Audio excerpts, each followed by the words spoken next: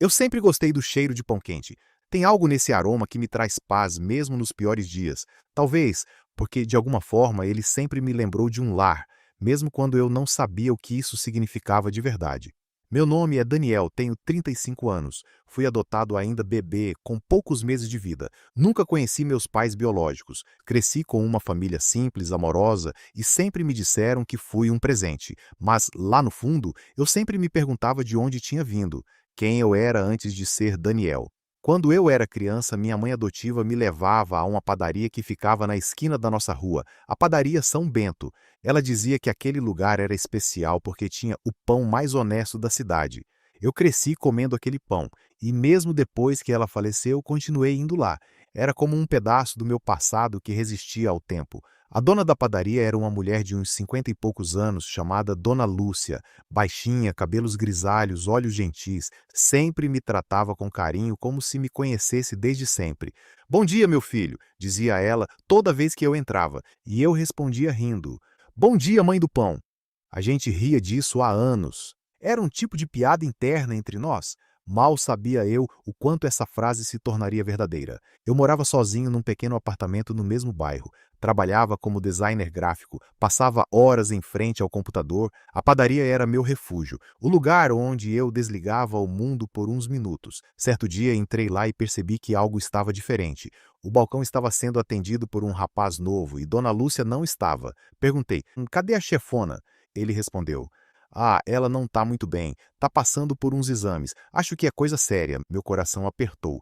Coisa séria. Essas duas palavras sempre carregam mais peso do que parecem. Nos dias seguintes, ela não apareceu. Eu perguntava sempre e os funcionários diziam que ela estava se recuperando, mas ninguém sabia direito o que estava acontecendo. Até que numa manhã de sábado, enquanto eu esperava o café ficar pronto, ouvi dois funcionários conversando perto da porta dos fundos. Eu não tinha intenção de escutar, mas uma frase me prendeu. É triste demais, né? Ela procurando o filho há tanto tempo e ele morando aqui, pertinho, sem nem imaginar. Meu corpo gelou. Um deles respondeu: pois é, e o pior é que o menino foi adotado ainda bebê. Ela dizia que só queria ver ele uma vez antes de morrer. Senti as pernas fraquejarem. Aquilo me atravessou como uma flecha. Um arrepio percorreu meu corpo inteiro. Um menino adotado, morando perto, ela procurando. Saí de lá sem tomar o café, sem levar o pão. Fui direto para casa com o coração batendo tão rápido que parecia que ia sair pela boca. Naquela noite eu não dormi. Minha cabeça rodava, as lembranças da infância, os rostos, as frases, e a voz dela: bom dia, meu filho. Seria possível? Não, devia ser coincidência. Mas e se não fosse? No dia seguinte, tomei coragem e voltei à padaria. Ela estava lá, pálida, magra, mas com aquele mesmo sorriso sereno.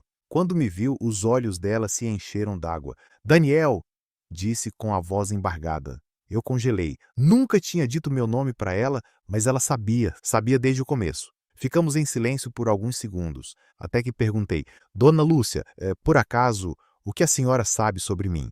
Ela respirou fundo, as mãos tremiam, chamou-me para sentar na mesa dos fundos onde ficava o forno antigo, aquele mesmo que assava o pão desde antes de eu nascer, e começou a falar.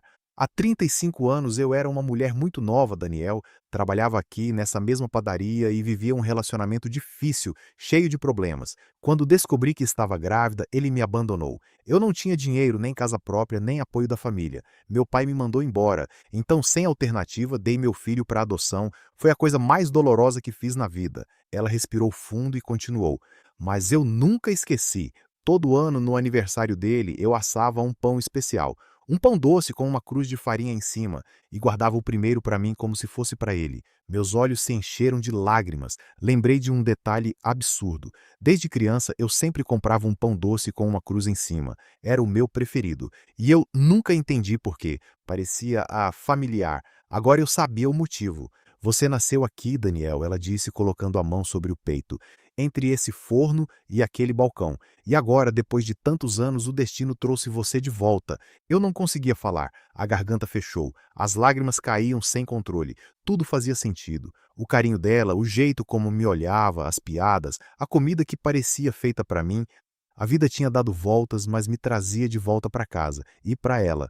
Nos dias seguintes, voltei lá todos os dias. Conversávamos muito, ela me contou tudo: o nome do pai biológico, o desespero, o arrependimento, mas havia algo ainda mais pesado. Ela estava com câncer, e o diagnóstico não era bom. O mesmo corpo que me deu a vida agora lutava para não perdê-la de novo. Quando soube disso, decidi que não a deixaria sozinha. Ela cuidou de mim quando eu não sabia quem ela era. Agora seria minha vez de cuidar dela. Pedi demissão do trabalho e comecei a ajudar na padaria. Aprendi a fazer massa, a medir fermento, a sentir o ponto da farinha só com o toque. Ela ria, dizia que eu tinha mão de padeiro de alma. Eu respondia que era herança genética, e era mesmo. As manhãs passaram a ter outro sentido. Enquanto o sol nascia e o forno aquecia, nós dois conversávamos sobre tudo. Falávamos sobre o passado e o medo, a fé e o tempo que a vida nos roubou.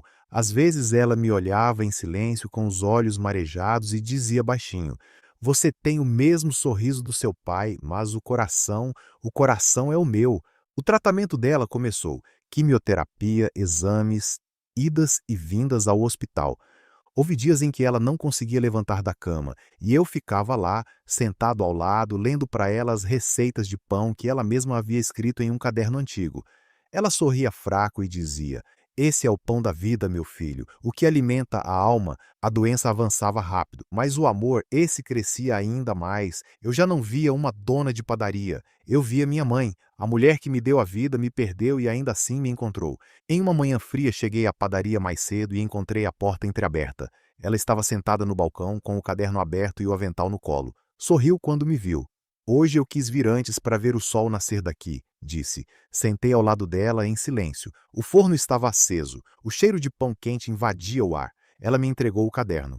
"Tá tudo aí, as receitas, as anotações, o segredo do pão doce da cruz. Se um dia eu não estiver mais aqui, quero que você continue assando esse pão, porque enquanto ele existir, eu também vou existir um pouquinho." Eu prometi que sim. Prometi com o coração apertado. Nos meses seguintes, ela foi ficando mais fraca, até que um dia o telefone tocou. Era o hospital. Corri para lá e quando cheguei, ela já estava dormindo. Dormindo para sempre. Naquele momento, algo dentro de mim se partiu, mas também se completou.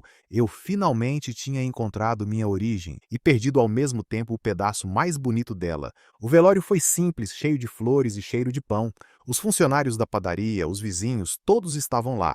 E eu fiquei ao lado do caixão segurando o caderno de receitas como se fosse um pedaço da minha alma. Nos dias que se seguiram, mantive a padaria aberta. Era o que ela queria, e toda manhã eu assava o pão doce com a cruz de farinha. As pessoas vinham, compravam e diziam: "Esse pão tem um gosto diferente." E eu sorria, porque sabia que o ingrediente secreto era o amor de mãe. Hoje a padaria continua viva. Eu ainda acordo antes do sol, acendo o forno e deixo o cheiro de pão quente tomar conta da rua. E todas as vezes que vejo uma criança entrar com os olhos brilhando e pedir o pão da cruz, eu lembro dela, da mulher que um dia me perdeu e depois me encontrou do jeito mais bonito que a vida podia permitir. Eu nunca mais a chamei de Dona Lúcia. Para mim, ela sempre será o que sempre foi, mesmo quando eu não sabia, a minha mãe. E cada pão que sai do forno, quentinho, cheio de vida, é a prova de que o amor, assim como o fermento, cresce mais quando é amassado com dor, mas levado ao calor certo do coração.